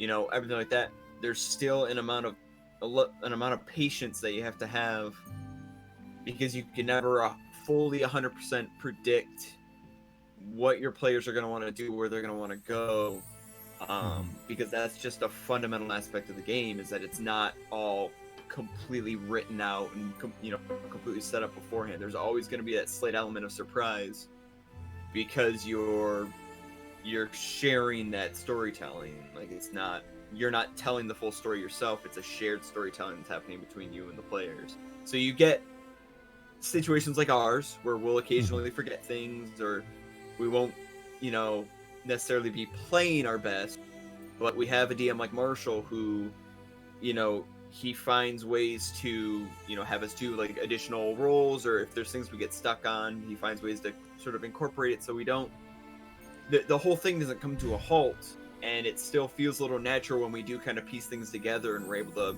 move on and find the choices. And that's because he's done this enough that he has an inherent patience for the type of players that we are. He understands the type of players that we are, and he's able to kind of work with that. He doesn't get immediately frustrated with that and fall back on railroading us or sending down a specific path. He has that experience being a DM where he knows, like, okay, I can give them a little more trickle of information here because they haven't quite picked this up yet. I can do little things here and there, but I'm not going to directly tell them, hey, you, hey, go do that now. Hey, go. Like, because he has that experience, so he just knows how to kind of feed that information. Well, and a lot of it. So what's funny is because Matt Mercer is like noted, like one of the big notable things that I think a lot of people have like taken from when he talks about DMing is he's essentially like, you should take the amount of time that you plan to play, and you should, as a DM, you should prep double that amount of time. But to me, that's actually something that I said, it's one of those things where it's not inherently, you can read into that. You could think like, oh, that means I have to like plan out the path like for that amount of time, like every week. Like, very much no. You have to kind of, it what's more about it is like kind of coming up to an acknowledgement of like what you're getting into. Especially like, I would honestly really only utilize maybe that type of mindset before you really start, because the big thing that the reason that I get a lot of that like adaptability is mainly just because of the fact that I really don't necessarily holistically plan everything that's going to happen along the way, right? Like, I call plenty of audibles at the line, where I'm like, I am a little weirded out where this is going. I'm just going to at least like maybe just do an event or something like that. I don't think it's too much to necessarily put in the idea that I semi-audible the treasure chest teleportation. I say semi. I expected something like it. It was something that I did slightly sooner, mainly because of other factors, but things that weren't. It's because of factors that don't involve the game.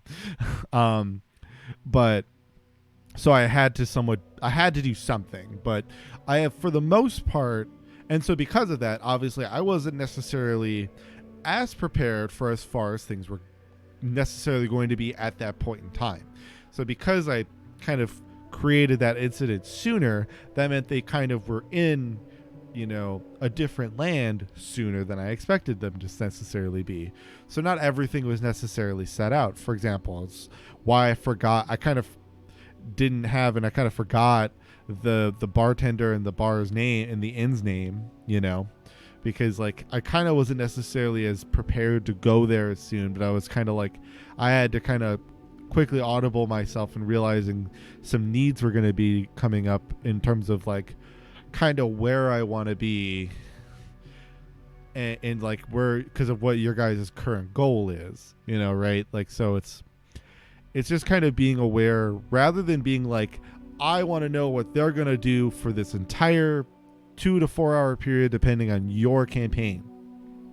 Instead, think about it more just like, let me just know what's kind of possible and what's kind of happening in like their accessible areas, right? Like, for example, say there were no teleportation shenanigans that ever happened. In terms of the map of my world, right? Like, they're as far they were opposite coasts from what is happening in the northeast side of their continent versus the southwest side of their continent, right? Which is where they were at. So I'm not inherently going to have them then worry about, like, I'm not really going to plan for what can potentially happen up there, or I'm not going to potentially even worry about necessarily, even at the time when they were in that southwestern city, I wasn't necessarily going to plan like, oh, well, here's, like, I'm going to plan like they're going to go here, here, here, here, here, and here, and here. Because, like, inevitably they could get distracted. Like, if they went into a different city, they're like, I want to look for side jobs. Because that was something I kind of brought up, right? Was that, like, inevitably resources will run out. You may run out of money. Therefore, you may want to do a side job every now and then. And that's why, like, I think what's mostly important is not enforcing a, like, time need necessarily. You can do it sometimes. You just don't want to do it all the time. I think that's the biggest factor. So when you make it feel like your time is limited, it makes it feel like your players' options are limited. And that's like, I think, the number one thing that I avoid. So, and I think when I don't plan out, I think I avoid that the most. When I just kind of let myself sit back, I've created the world enough, right? I'm confident in my world building enough that if they do literally anything, I can just kind of be like, all right, let's just, all right, let me just kind of build this up. All right, like, let me just make this person out of nowhere, and let me just improv. Learning improv. You already have so much of the foundation there. Yeah, and just learning improv. If they make any major changes, you're not starting from square one. You've got I mean, like, for example, I never planned on you guys going to visit some weird artificer alchemist that runs a shop in the middle of Dalara, like. Yeah. But all of a sudden I'm like, well, let me see. Let me just kind of come up with kind of a quick kind of storyline here. So I'm just going to be like, all right, well, she's a burly woman. She's an alchemist, so she obviously is an artificer. Let's have her tied to information about the university lately. That way I can maybe feed some information about what has happened at the university lately. Because that now ties in the world building. I already knew what had been happening in the country and kind of how people feel about it. Now I have an opportunity, like, okay, well, why don't I use this as my opportunity, since it's an intellectual person, to bring that to the characters. I can kind of bring them information about some current events or about how things are. So it's like, it's just being able to think on your feet that's the most important. So to me, it's way less about prepping as it comes to, like, what you want the story to do, and way more about just kind of knowing, like, getting a bearing on, like, what's my world at? Where are we? And I think that takes up much less time. So, especially if you play, like, a game for, like, 4 hours, don't spend 8 hours prepping for it. It's not worth it.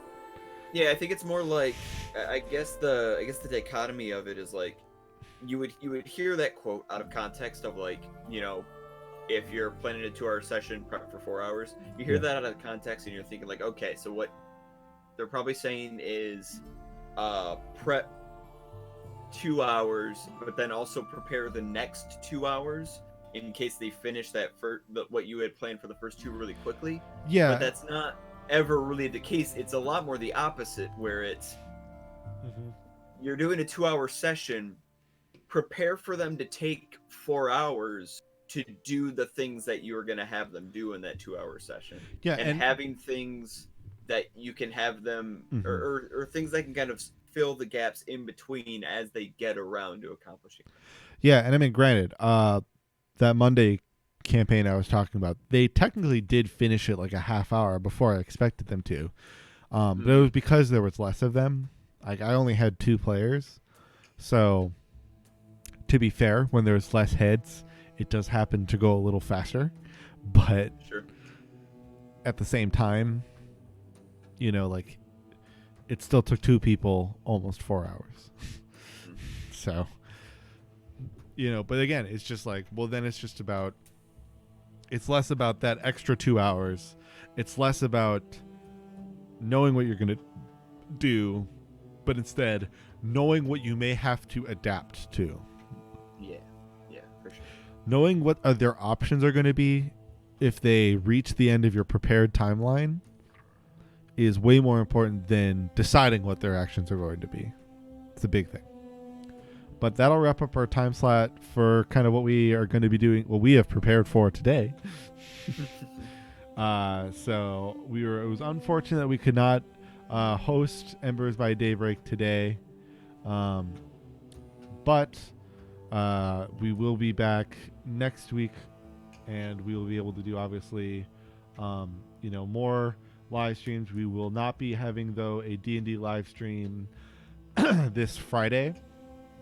I will be gone into the District of Columbia by Washington for KatsuCon.